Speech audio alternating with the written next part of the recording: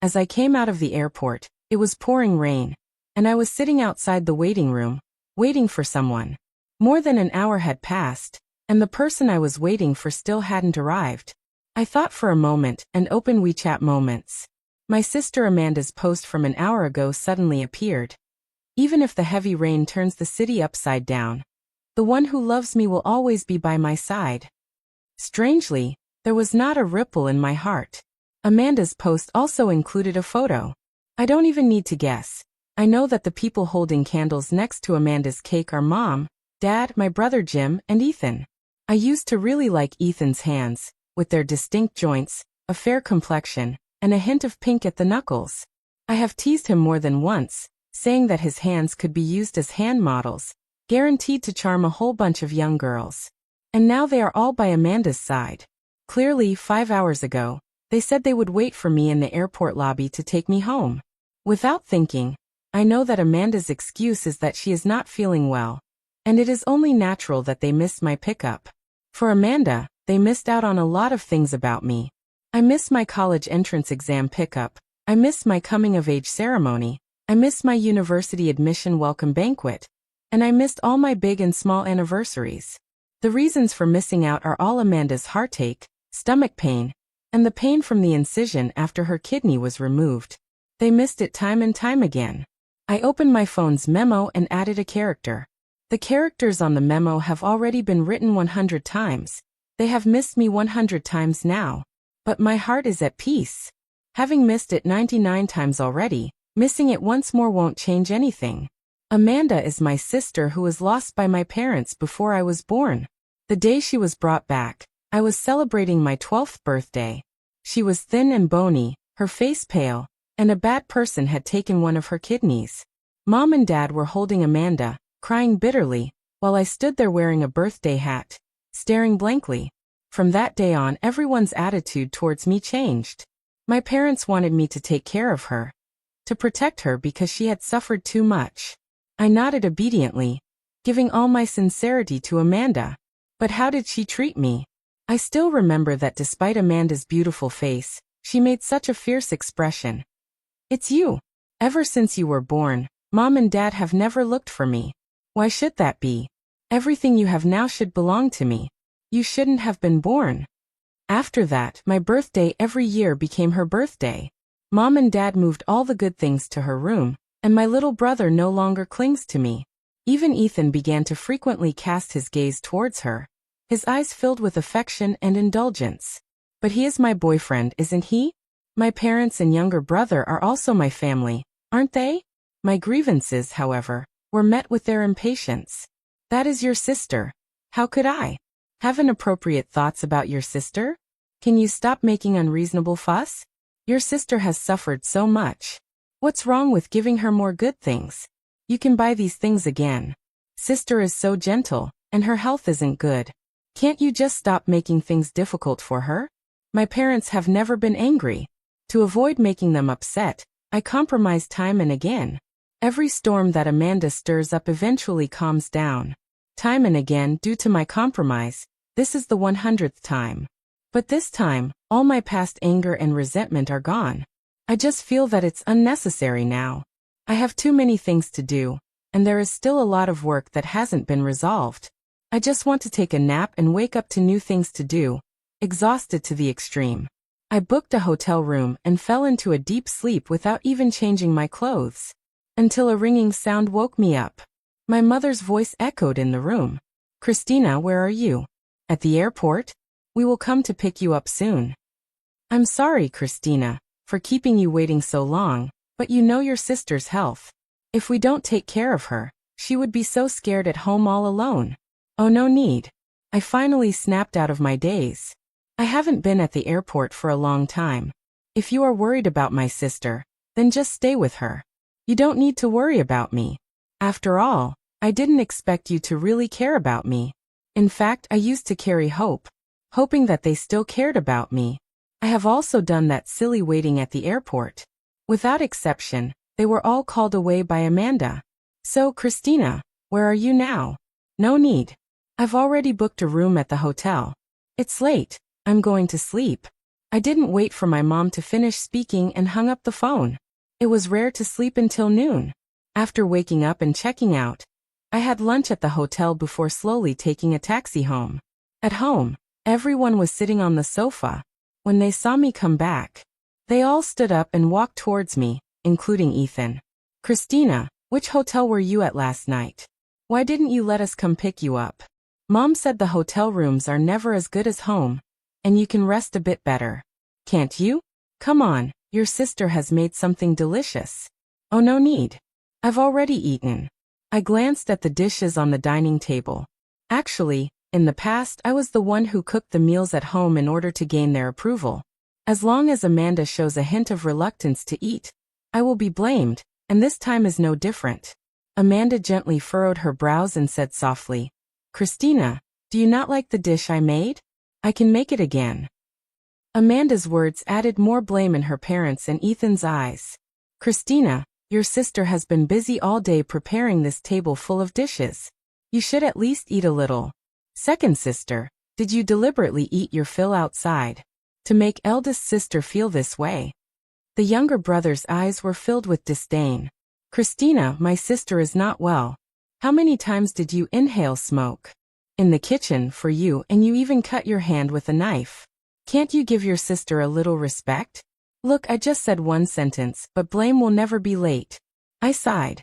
I'm allergic to shrimp and cilantro. Didn't my parents forget? Once I was hospitalized for a whole month because I mistakenly ate shrimp and cilantro. My parents were very concerned about this and specifically made a list of foods. But Amanda knows about my allergies because she has seen me not eat these two things with her own eyes.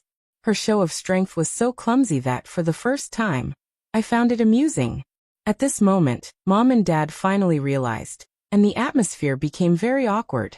By the way, I spoke up, breaking the silence of the moment. I rented a place outside, so I won't be coming back. This time, I'm just here to move my things. When I was at home before, I always thought that if I did a little better, my parents and younger brother would pay more attention to me. As long as I catered to Amanda a little more, they would think I am sensible and could treat me like before. I kept in mind the preferences of all of them, especially because Amanda had complied many times. Today, I suddenly understood. Actually, Amanda just wanted to drive me away, so I did as she wished. I really don't want to argue with Amanda anymore. It's quite pointless. In the end, the one who got hurt from beginning to end was just me. What was unexpected was that my parents did not agree. Instead, they frowned and held my hand tightly. Christina, is it because we were taking care of your sister last night that we didn't pay attention to you and you're upset? No, sister, it's not. Well, I understand that you were taking care of her, so I have decided to move out to make it easier for you to take care of her. Dad wanted to say something more, but I interrupted him. I've taken my things, so I'm leaving first. The quarter when I was as busy as a spinning top has finally passed, and the company specially bought plane tickets for us employees to go to the seaside for team building. In the past, to please Ethan and my family, I would rather convert the team building activities into cash and buy them many things.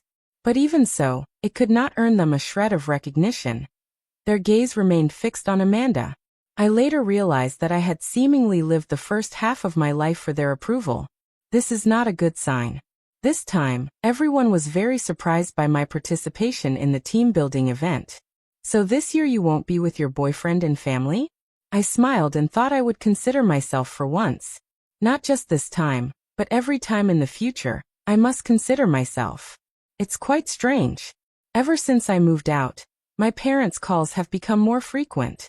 Even my brother Jim, whom I hadn't heard from in a long time, started messaging me. Even Ethan, who used to reply to my 10 messages with just half a sentence, has started sending me videos. Christina, shall we have a meal together tomorrow? We can also discuss your situation. Second sister, your birthday is coming up soon. What do you want? I'll buy it for you. Christina, didn't you say that you wanted to have some green plants at home? I still remember you like succulents. Can I buy them all together? I frowned, looking at a suddenly added family group in WeChat where all the messages were tagging me. I had seen this family group on my mom's phone before. Inside were Amanda, my younger brother, and my parents, but I wasn't there. Now, I actually don't know when I was pulled into the group by my dad. The sudden concern made me feel very uncomfortable. I just replied that I was at a team-building event and wouldn't be going home, then put down my phone. I had no response to Ethan's message. I hadn't figured out how to respond, and I also hadn't figured out how to handle my relationship with him. The atmosphere of the team-building event made me feel an unprecedented sense of relaxation and joy. Colleagues who used to just greet each other became increasingly excited as a topic sparked their interest, and by the end, the conversation was more lively than ever. We took a group photo, and for the first time, I posted the pictures from the gathering on my Moments. "Wow, Christina, you look so beautiful when you smile," a colleague exclaimed dramatically while flipping through the photos. "You used to have such a long face that we all thought you were hard to deal with, but I didn't expect you to be so talkative." I laughed happily, feeling an unprecedented sense of ease. For the first time, I naturally didn't pay attention to Ethan's call, or the messages from my parents, the voice message from my brother Jim, or Amanda's call. On the day the team-building event ended, I said goodbye to my colleagues one by one at the airport and prepared to go home to rest. As soon as I exited the airport, I found that my parents, Amanda, Jim, and Ethan were all waiting for me. After seeing me, their eyes brightened for a moment. "Second sister." Jim wanted to come over and take my bag, but I switched sides and his hand fell empty. "What are you here for?" My detached tone left them momentarily stunned, but my mother was the first to react. "Christina, your sister misses you a lot and wants you to come back to live here. Why don't you just move back?" "Yeah, big sister has really missed you lately, saying she has been calling your name in her dreams. When did you two become so close?" I looked at Amanda with a smile that was not quite a smile, and she looked at me timidly, but I did not overlook the malice in her eyes. "Are you missing me? Or do you want me to continue being blamed by mom and dad so that you can continue to be favored by them?" Amanda's expression paused, then she made a look of grievance. "Christina, I know you've always hated me, but I really want to mend our relationship. Christina, the living conditions outside are not good. Will you come back with me? You are my sister, and I am the eldest sister. I should take care of you. Move back. My room has been yours since the day you returned. After I started working, I'd been spending the night in the dorm anyway, so why move back?" My words left everyone present in shock, as if my parents had just remembered, their faces turning pale. They seemed to have finally remembered that ever since Amanda came back, Dad has been saying that there aren't enough rooms in the house. But my room is spacious and bright. And my sister, citing her poor health and the need for more sunlight, took it upon herself to arrange for me to live on campus. For so many years, I thought I had long gotten used to my parents' indifference. Even until today, their words still make my heart ache gently for a moment. I couldn't be bothered with their emotions and expressions anymore, so I dragged my suitcase and left the airport. I originally thought that after the airport incident, Amanda would calm down for a while. After all, I had already stopped arguing with her, but I still didn't expect her to continue to be disgusting towards me. I was in the office, overwhelmed and staring at the work content. I was recently promoted, and along with the promotion and raise came a heavier workload. I didn't have the patience to listen to the news from my parents and younger brother, or Ethan's call for even a minute. Unknowingly, the distance between them and me has grown further. No matter what Amanda posts in her social circle, I treat it as if I didn't see it at all. Even when Amanda sends messages to provoke me, I never respond. One's own matters are the most important, and one's own feelings are the most important. For so many years, everything I did was wrong in their eyes. Now, as long as I am satisfied with what I do, that's enough. It seems Amanda didn't want to make things easy for me. Jim's call came in just when I was feeling irritated. "Second sister," Jim's voice revealed a hint of hesitation. "Can you come home for a while? There are very important things to discuss with you." I frowned. In the past, no matter how important the matter was, my parents would never think of me. Only Amanda would come to their minds first. What is it this time? Although Jim said it was urgent, I still prioritized finishing my own work before leisurely taking a taxi back to my original home. After arriving home, the whole family was waiting for me, including Ethan. It's just that when Ethan looked at me, there was something in his expression that I couldn't understand. It feels like guilt, yet also like reluctance. What is it? I didn't have time to reminisce with them, so I got straight to the point. Christina, Dad began with some difficulty. Let me say it. Amanda's gentle voice echoed in the living room. And then her eyes seemed to turn red as if by magic. Christina, I know you will be very angry about what I'm going to say next, but I don't want to either. But I can't help it. Tears streamed down Amanda's face as she looked at Ethan and held his hand. Christina, I really like Ethan.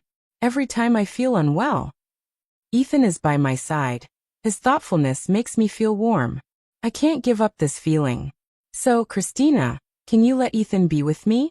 I really like him. Please, Christina, I can return everything to you, including your room. Just give him to me. I looked at Amanda with a blank expression. She was crying hard, gasping for breath. The pain on her mother's face could no longer be controlled. She rushed over and hugged Amanda. Christina, your sister is missing a kidney, and her health has never been good. Thanks to Ethan's care, she has been able to hold on. Christina, you are the younger sister and so outstanding. I looked at everyone in the Goof family when I saw Amanda crying so painfully. Whether it was Mom and Dad, Jim, or Ethan, they all looked at the crying Amanda at the same time. This is the first time I've seen a child who cries and gets candy. What a truly real and shocking scene it is. I replied calmly. Okay, what did you say? I heard my own voice. And I also heard Ethan's incredulous voice. I saw the astonished faces of my parents and Jim. I promise you, Amanda, I don't want Ethan anymore. I give him to you. I smiled and repeated it again. Amanda stood frozen in place, a hint of surprise in her eyes, perhaps because she had never thought I would agree so readily. Christina, what do you mean?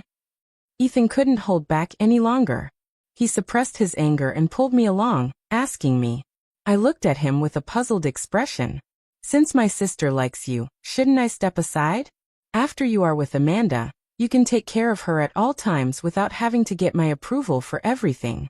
Isn't that great? What good? Ethan raised his voice, causing his parents and Amanda to flinch. Christina, I know you're angry with me for taking care of your sister, but she's your family. What's wrong with me taking care of your family? Because of you, I am even more confused. But you haven't made me feel like you are my boyfriend. I can't feel the presence of a boyfriend, so what's wrong with me giving you to Amanda? Ethan was stunned. Perhaps in that moment he thought of something. When I needed to pay for hospitalization due to acute gastritis, I called him, but he turned off his phone because of my sister's slight cold. When he and I had agreed to go play in the mountains, he left me alone in the mountains because my sister couldn't find her medicine there.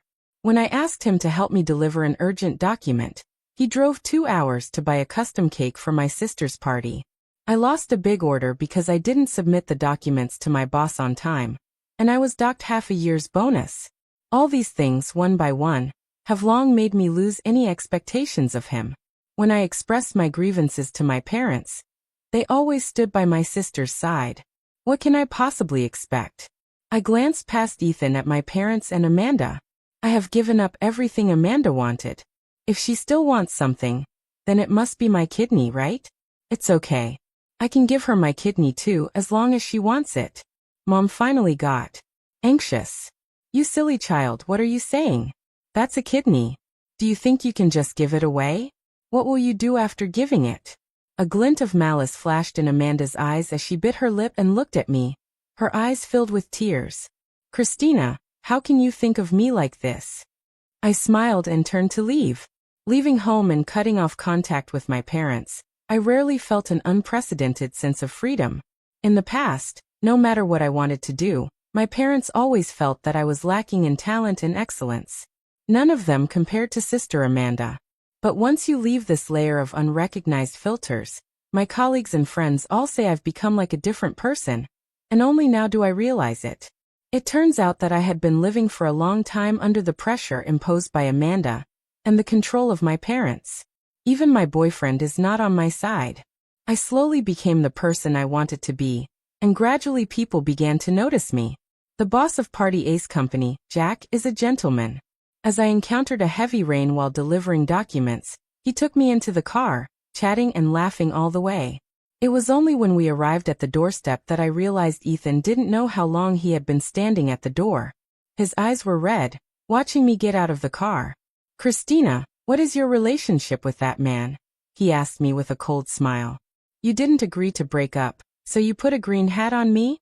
Jack curiously rolled down the car window to check the situation, and I felt deeply ashamed as I pulled Ethan aside.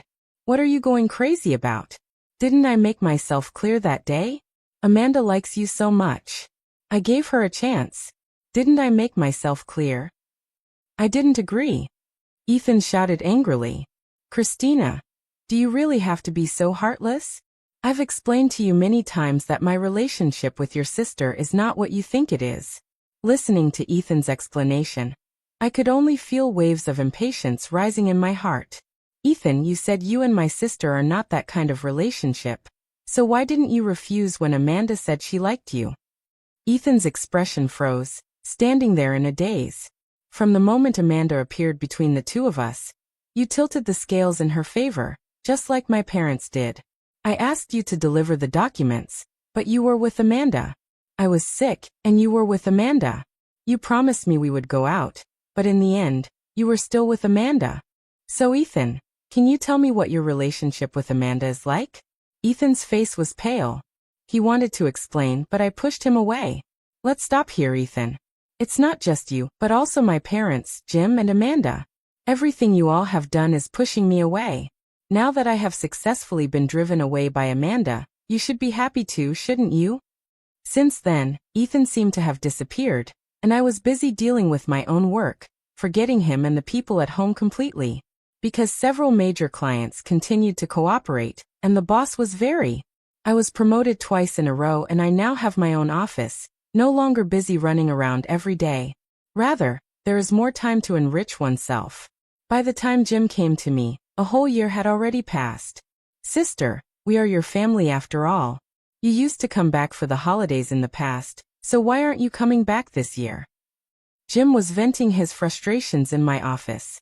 "Mom and Dad haven't laughed in a long time. Your room has been tidied up, but every time Mom goes to your room, she can't help but cry." I glanced at Jim lightly without stopping my work. "And then there's Dad.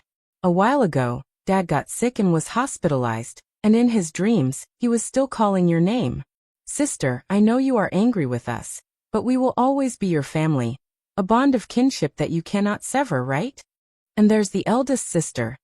She has already returned everything she borrowed from you. When will you come back?" I remained silent and continued working. Jim finally couldn't hold back any longer, and looked at me with red eyes. "Second sister, can you say something?" I finally raised my head to look at this younger brother who has already made a name for himself. In the past, he was just a small bundle.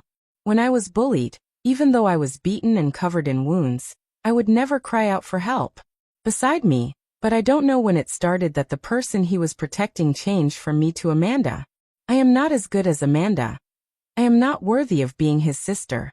I withdrew my gaze from him and said, "You should go back and tell Mom and Dad that I will fulfill my duty of support, but as for emotional value, I'm sorry, I can't do that.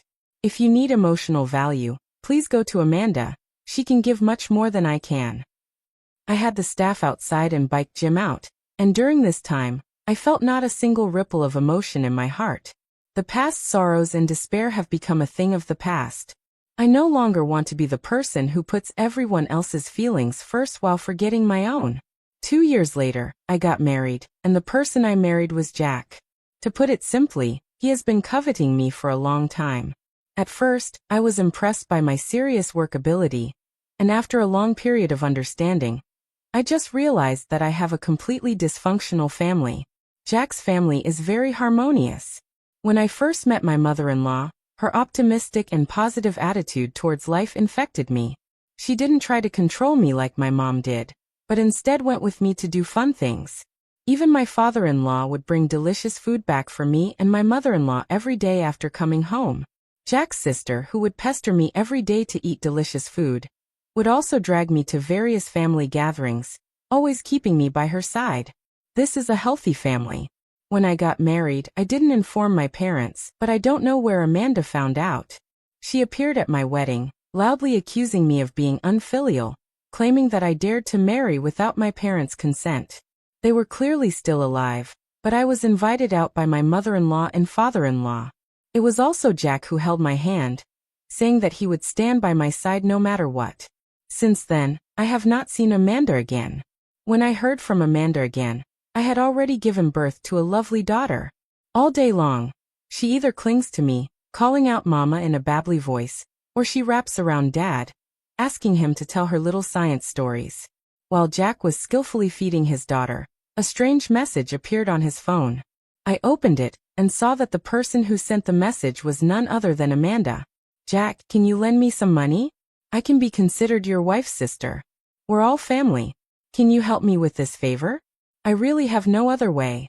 I watched with great interest as Amanda sent her message, scrolling back through the messages. She was still the same as before, starting by talking about her own difficulties. It implied that I had taken everything that belonged to her. No matter how Amanda sent messages, Jack did not respond with a single word. "Why didn't you reply to her?" I asked curiously, holding my phone up in front of him. Jack had become a complete daughter slave, glancing at his phone as if it were a charity before turning his head away to look at his daughter. "What should I reply to her? Give her another chance to hurt you. The reason for keeping her is that if she ever thinks of harming you in the future, I can have some evidence." A warmth flickered in my heart.